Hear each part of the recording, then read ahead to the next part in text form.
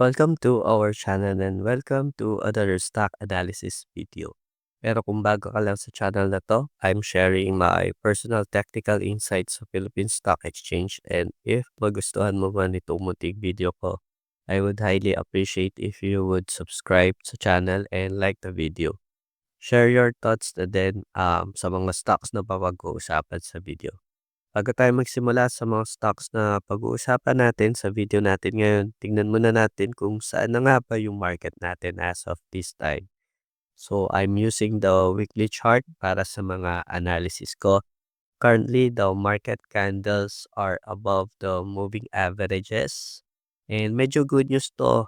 Though itong setup na to for me is hindi pa ganun kalakas, especially for the formation of the moving average. For me, yung condition ko to be bullish, kailangan yung 20-day moving average is above siya sa 50-day moving average. That way, ma-determine ko na mas malakas yung bullish direction ng market. Pero so far, yung trend direction ng market is pataas naman. Yan, makikita natin dito.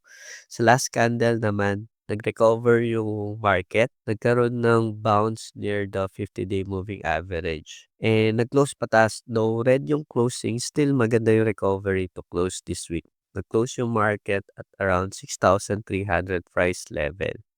And initially, ang gusto natin makita is ma-hit ng market yung 6,500 around this area. That range would be a good level sa overall direction ng market natin. Let us see how the market will respond. Pero overall, medyo okay naman yung umpisa ng PSE, especially this January of this year.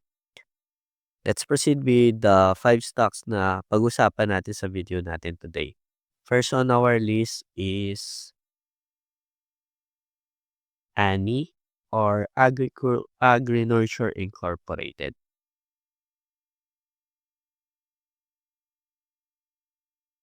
Si ANI medyo notorious basura stocks to. So if ever you will trade ANI, you need to be extra cautious. Set target price and lower your expectations. Almost a year na rin itong under consolidation. Yan makita natin from this point 2024 up to this year. Consolidation lang yung move and nag-set siya ng support dito. We might expect na magkaroon na din ito ng movement, especially those traders who are already in position. Leaning towards naman sa bullish yung direction ni Ani based dito sa moving averages dito sa last candle natin. And what like about this is itong consolidation niya dito. Ayan, nagkaroon siya ng consolidation dito. So possible ma-trigger niya yung breakout trigger niya dito. Banda dito sa pinlat natin na Darvas box. Yan yung resistance na pwedeng breakout trigger. Pwede natin gamitin yung duplicate box na naman to determine the potential resistance. Kung saan siya pwedeng yung resistance na magkakaroon ng sell-off. Leaning towards bullish direction si Ani based from the moving averages. And what I like about this is itong consolidation bob dito. Possible breakout trigger niya is dito banda sa kung saan nakaplat yung initial resistance niya. Then pwede natin gamitin yung duplicated box. And if titingin tayo sa mga previous resistance niya dito, and magpa-plot tayo ng line para makita natin yung previous resistance niya. Makakita din nagkakaroon siya ng resistance dito. So possible magkakaroon din siya ng resistance dito sa level na to. Na mas malakas yung probability na this area would be the resistance level. And magkakaroon ng possible na bentahan dito. If ever ma-reach niya tong pagka-breakout niya dito, magkakaroon ng bentahan dito. Kasi ito yung pwedeng resistance level niya. Pero we will see how the market would react to it. Next is MWC. Manila Water Corp naman. Si Manila Water naman, if titingin na natin yung bigger picture niya, we can say na itong 40 pesos price level niya dito is currently yung resistance niya. Yan, titingnan natin. Ayan, no, dito may mga resistance. Ito yung pinaka resistance level niya or area. meaning malaki yung chance na magkakaroon ng breakout anytime soon, and if that happens dapat we need to anticipate kung saan ba yung possible resistance niya once na mag-breakout siya. So sa mga ganitong scenarios, I always plot my Darvas box initially. Then yun, I duplicate the Darvas box to determine the potential resistance of these candles. Then check ko din yung mga previous candles if meron bang significant resistance level or area na nag-resistance sa mga previous candles niya, eh, titignan natin siya. So, MWC wala siya. In this case, si MWC wala siya. Kaya for me, I will use the duplicated box as my resistance level.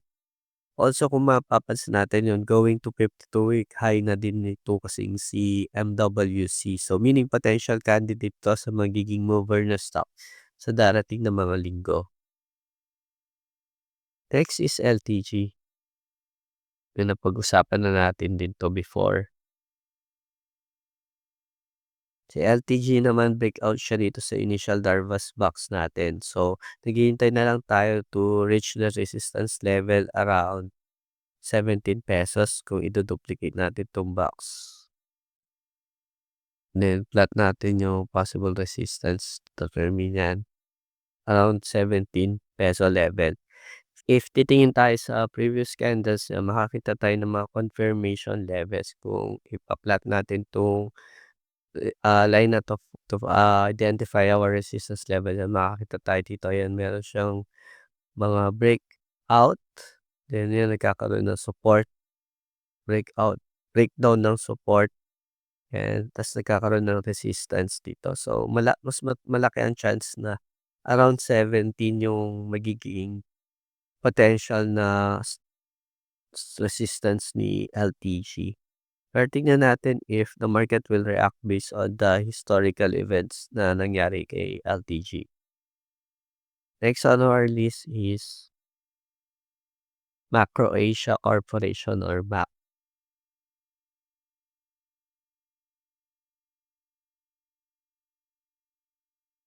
MAC naman is now transitioning to bullish direction based dito sa mga moving averages natin.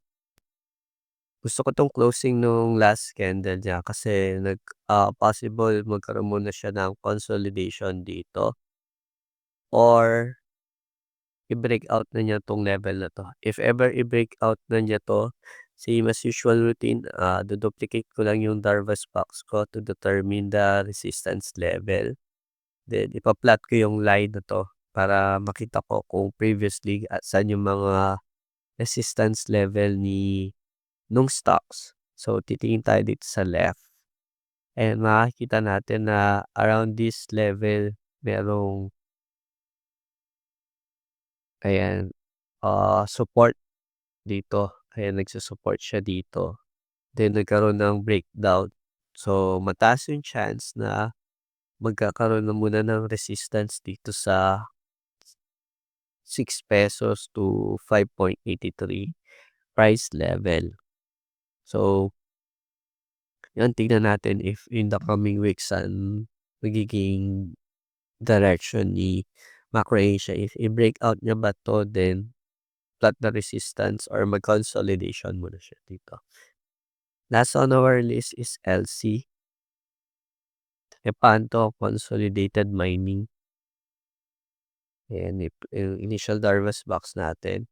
So, LC is leaning towards going uptrend based on this weekly chart niya. Yan, above the moving average yung candles niya, then yung 20-day is above sa 50-day moving average siya.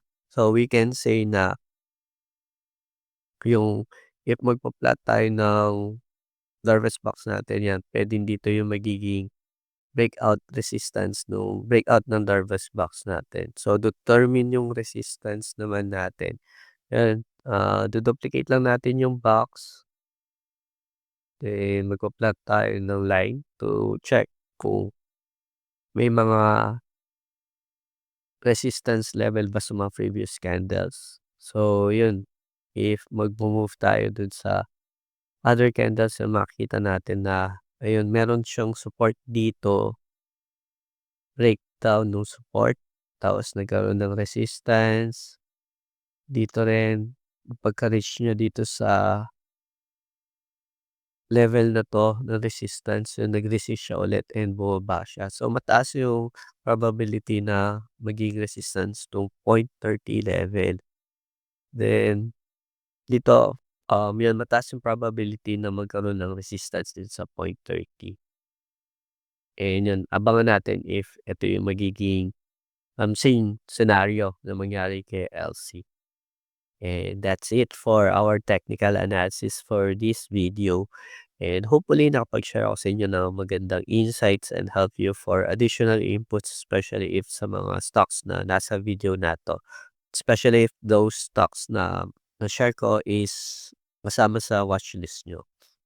And yun lang. If you like the video, please like the video and subscribe if hindi ka pa nakapag-subscribe. Thank you for watching and see you sa susunod na video natin.